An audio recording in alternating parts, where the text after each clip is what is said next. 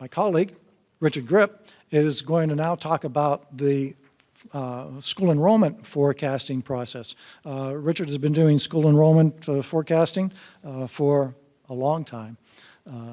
And so I will turn over the rest to him.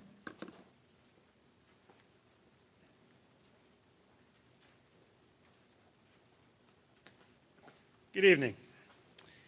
Trying to see how long Bob says I'm in this. 17 years to be exact. I live in the rural state of Vermont, but like many of you who probably are transplants, I'm a transplant to that region as well, growing up right outside of New York City in a town called Secaucus, which is in New Jersey. But what I'm here tonight is to talk about what I learned in my methodological review of the school enrollment projections in the district. And first I'd like to say is that the district is employing something that we all use in the industry called the grade progression ratio method. And you may hear me slip a few times tonight because when I got my PhD in this area, we call it the cohort survival ratio method. So depending upon who you talk to in the field and context, you'll hear different things. But it is the method used by all demographers that I am aware of that in this niche field called school demography. But I want to talk about the method a little bit. I know, as Bob had mentioned earlier, you have had talks about the methodology and the pieces and the intricacies, and I'm not going to bore you with that. But what I will tell you is just some of the research that over the years has been compiled about this method that I think you may find interesting in terms of its accuracy and reliability. Depending upon the different research studies that have been out there, the accuracy ranges anywhere between 1 and 3 years. You see some that go out as far as 7, but I would definitely not condone that. But in practical theory, 3 to 4 years is about right, because this type of methodology is a linear trend. It's really assuming that what is ever happening in your district in the past is going to continue into the future. So where does this method really start to break down? Let's be higher. Okay. Where does the method start to break down is in districts where trends really start to change. So I'll give you an example. Let's say that you were in a community, I'm not talking about Arlington, but that had very, very little housing growth for the last 5 to 10 years. And all of a sudden, a large-scale development started to come into that particular community. Well, the methodology itself doesn't really pick up a lot of the new housing. It has to be added into in a separate step. So that's where it has to be tweaked. But it is a really good predictive tool for at least 3 to 4 years from what I can see. All right, so again, just a really brief overview of what's been happening here. The historical enrollments are collected in your district by the local attendance areas, the small unit of analysis. Rather than looking at the whole entire K-12 district, you're looking at the enrollments at the elementary attendance areas, the feeder patterns into the middle, and feeder patterns into the high school. And we call that a bottom-up approach. We wouldn't do this typically in a very small district. When I'm talking about a small district, I'm saying anything under about 5,000 students, because the variability of movement in small grade levels can be too much where this methodology won't work. But at your district, at 25,000 students, it's the perfect methodology to use. In years 6 to 10 of the projection, you're estimating births by a 3-year rolling average. Let me talk about this for a moment, because when I do my projections for my clients, I work for the largest school district in the nation. I work for the New York City Public Schools. They're one of the few clients where I actually do a 10-year projection. I would say about 95% of my clients were actually doing a 5-year projection, because the difficulty becomes in years 6 to 10, you're starting to project kids who haven't even been born yet. So let's say here we are in 2015. If we're looking at year 6 of a projection, we're talking about the year 2021. Well, those kindergarten students in 2021, if you back out 5 years, they're born in 2016. Well, that hasn't happened yet. So with a 10-year projection, years 6 to 10 are very difficult because you're starting to project birth rates, which then means that your kindergarten counts are pretty fuzzy, and also the elementary counts as well. The middle and the high school counts at the 6 to 10 level are not too bad, because either A, those kids have been born, so we have birth rates that can track up to kindergarten students 5 years later, or they're actually in the system, maybe in the elementary schools and just moving forward. So that's why I just caution you that when you use a 10-year projection, to tread lightly on years 6 to 10, because it's a very difficult process regardless of which district you're dealing with around the country. Years 1 to 5 are really where you put your stake in terms of the accuracy. Okay, the next thing is you use something called student generation factors here. And this is another word that you're going to hear me flip-flop with called student yields. And it's just really the number of children per housing unit.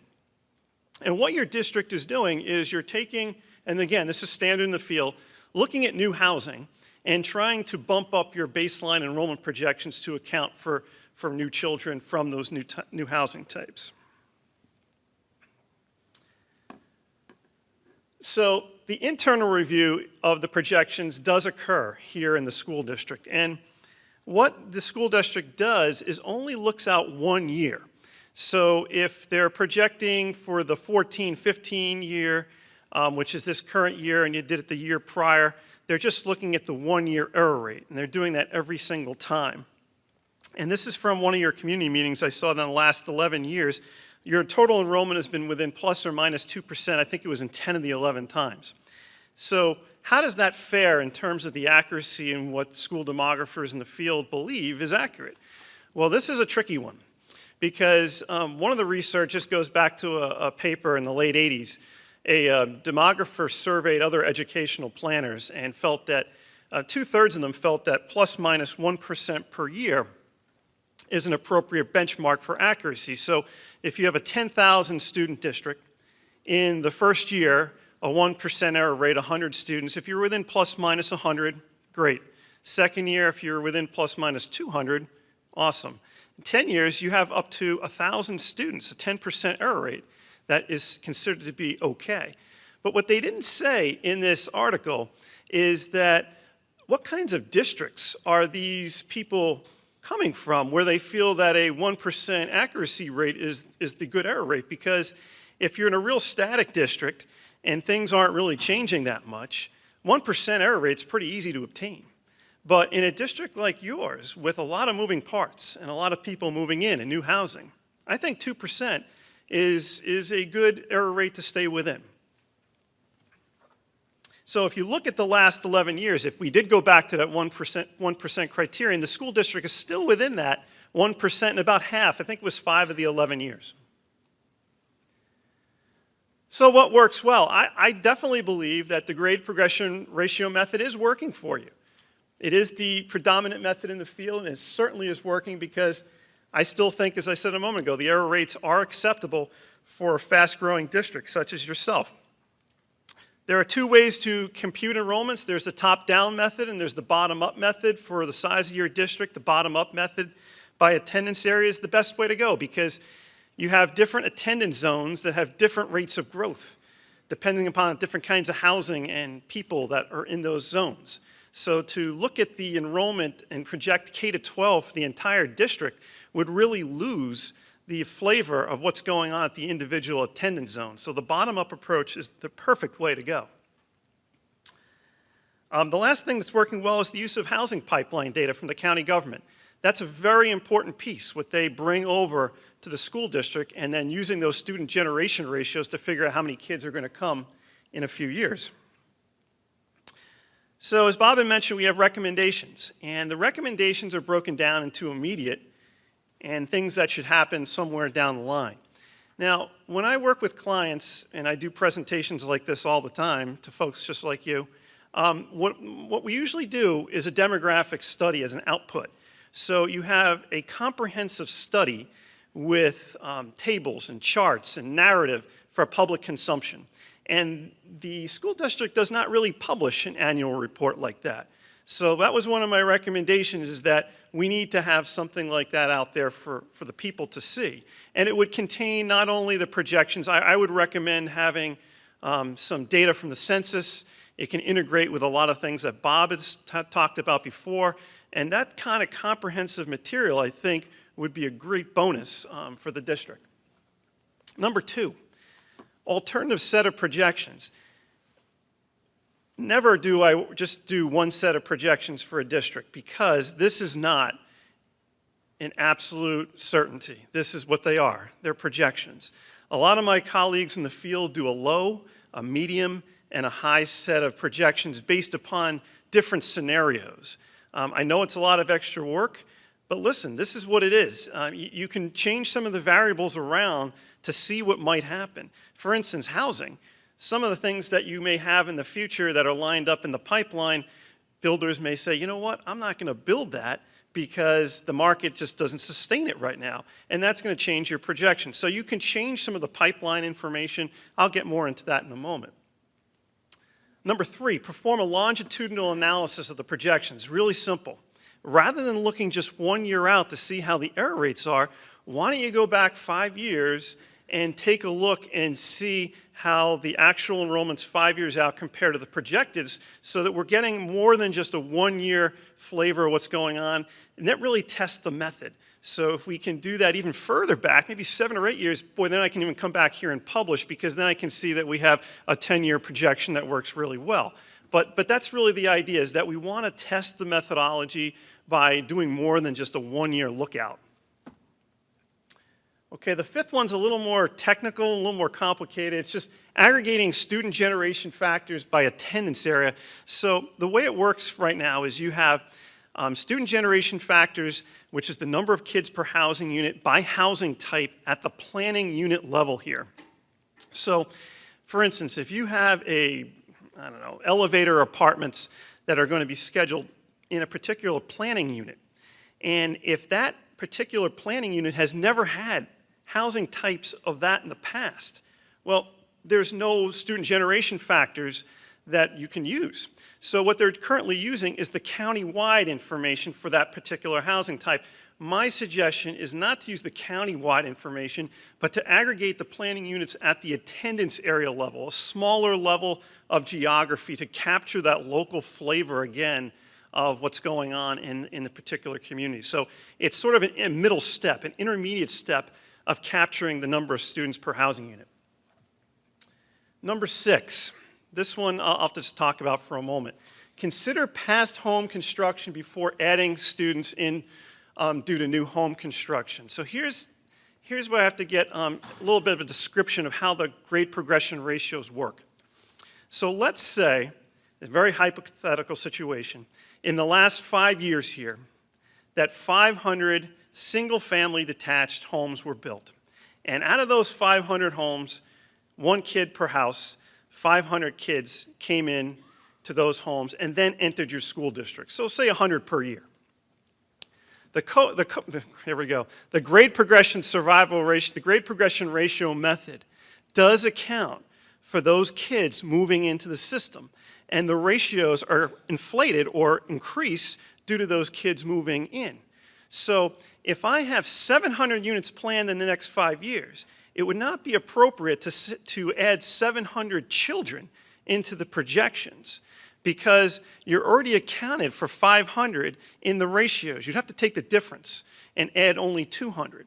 So to make a long story short, is what I'm asking the district to do is to consider the past home growth in each one of these planning units before you start adding kids into the system.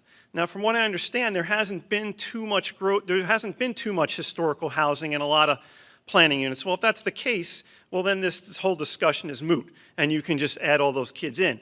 But it's very important that you consider the historical counts, otherwise you're going to be double counting kids. Number 7, update the APS website. I found some information on there that's no longer pertinent, no longer accurate, that the census data is being used to project enrollments, where, from what I understand, it's not being used at all. All right, this is you're getting a preview. I'm talking in Chicago in 2 weeks on this thing right here, number 8. When we compute student generation factors, the way you're doing it right now is you're taking a look at the total number of children in a planning unit and the total number of houses in that type of unit of a particular type, and you're making the computation to get the factor. What I'm saying, and I'm going to show you this picture in a moment, is to not do it that way and to do it by length of ownership. Because what we start to see, and I'll show you a figure in a moment, is that student yields are not the same across the board. Once you get out to about 14 or 15 years of ownership, those kids, they're gone. They've left the system. They're off in college. Or now you have empty nesters. You've got senior citizens. So I think, in my personal opinion, that a lot of the student generation factors currently being used here in the district are underestimating what the actual impact of the housing is. Okay, and it will be a lot more easy to explain in a moment. Number 9, I'm going to talk about with Bob. One of our things that we recommend is a collaboration between the county government and the school district in projecting births by doing forecasts of the number of women of childbearing ages for the next 5, 10, 15 years. You can then use age-specific fertility rates to compute the number of births for women at different age groups, and then that will give us the number of births going forward. It's a little more scientific than using a 3-year rolling average, what's going on right now. And I only recommend this type of technique in large areas. This is how we do it in New York City, exactly this way. But you have to have a big pool of people to make this work. And I think you have that. And the last thing is allow the personnel from APS and the school facilities area to attend professional conferences in school demography. There's not many of us in the nation, actually. I think when I go to these conferences, there's probably about 25 or 30 of us sitting in the room. So if they're able to go to some of these things, they'll pick up a lot of ideas and a lot of collegiality between all of us. Here's the figure that I mentioned. This is really neat. So this is a community in right outside of Princeton in New Jersey. It's a very affluent school district. Median single-family homes, or median, is about $600,000. Median income, family income, is about $150,000. This is a district where people are climbing over each other when there's resales, when there's new homes to get into. Now, their school district came to me and said, Rich, listen, I know that these student yields that we're using are probably too low. How do you come up with an accurate generation factor, student yield? It's very difficult. So what you're seeing here is a compilation of a ton of data, and you're getting the very end of the output. But what it is, if you look at the bottom, the very bottom is the years of ownership of a house. It goes from 0 to about 32. And on the y-axis is the yields per home at each length of ownership. So what I had to do is I had to go into a property database and look at the most recent sale for this particular community. Now, some homes never sell. Some people have been in their homes for 40 years. My parents have been in theirs for 51, but they're the rare ones, okay? And what we have to then do is marry the property database to the student database on the property address to see how many children are on each one, or in each of these types of homes at various lengths of ownership. And lo and behold, look at this distribution, that you get really high yields at low lengths of ownership, which are the ones which you would expect are the ones that have kids, because the families are probably moving up, so they haven't been in the home that long. They've moved in from another community. If this community had just taken the average straight across the board, number of total units of detached single-family homes by the total number of kids, 0.76 would be the yield. So I'm telling them, no, you really got to look at this a little differently. I would consider, if I was them, if I wanted to figure out what the yield is for a community, just look at the first 10 years of ownership and take the average. And it was around 1.1, which is very different. So what's my point? If you're a really very good school district, which I believe you are, and people want to come here, you're going to have a distribution that looks like this. Now, until you do it, no one will really know. Now, what my research has not done yet is school districts that are poor and lower socioeconomics, because my feeling is that the length of ownership model will not be as stark. You might have, the average might be pretty close to the first 10 years of ownership, because I'm not sure as many people would want to move in with kids. But the point here is that if this is the case here in Arlington, then you're probably underestimating a lot of the student generation factors currently. Okay, I'm going to invite Bob up for the last slide here, which is additional areas of collaboration between the two. And Bob, do you want to lead on this one?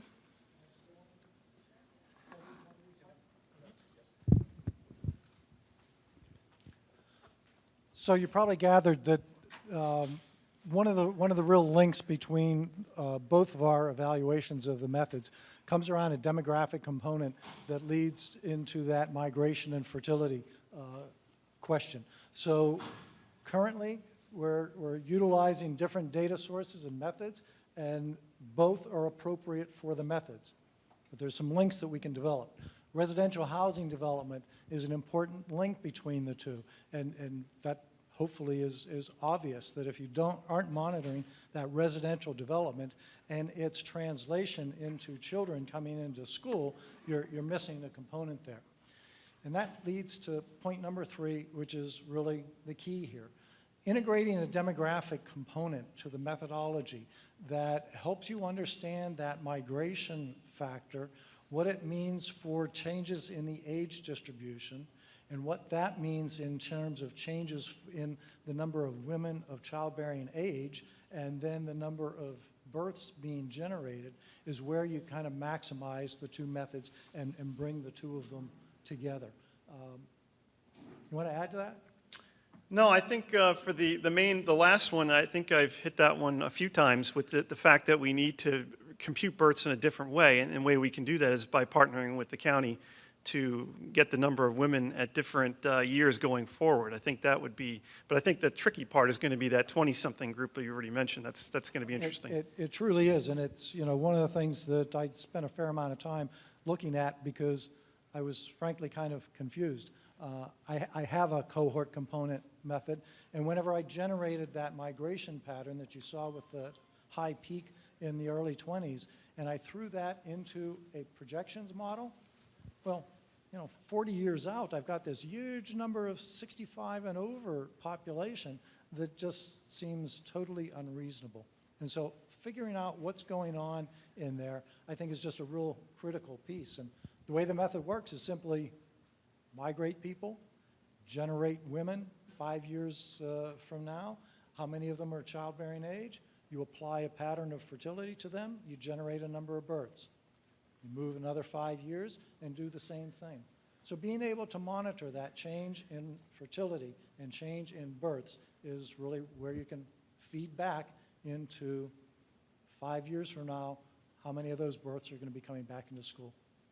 See, I think the thing we don't know and that we need more research is, for instance, in Manhattan, the 20-somethings don't stay. Once they get married and they have kids, they flee to the suburbs. Now, if they do stay here, your birth rates are, they're going to go through the roof. But that's the question. Are they just staying or are they going to go? I mean, that's... If you can imagine that graph that's in the report and that really high peak in the 20s, and then it comes down and is pretty stable, just slightly negative. If you look at that graph for Manhattan, has that same peak in the 20s, and then what happens in the 30s? Boom. It's that low in the negative direction. So they're coming into Manhattan, and then they're leaving. And they aren't staying around to have births. They're moving to New Jersey, Hudson Valley. And the question is, what's going on here in Arlington? Because that's not showing up. They're coming in, but they don't seem to be leaving in droves. But I can't imagine that they're all staying. And that's why I lead towards what component of that large increase is actually a college population. And college populations simply behave differently. They aren't subject to the same fertility rates. They aren't subject to the same migration rates. We're probably going too long, aren't we? No, you're not.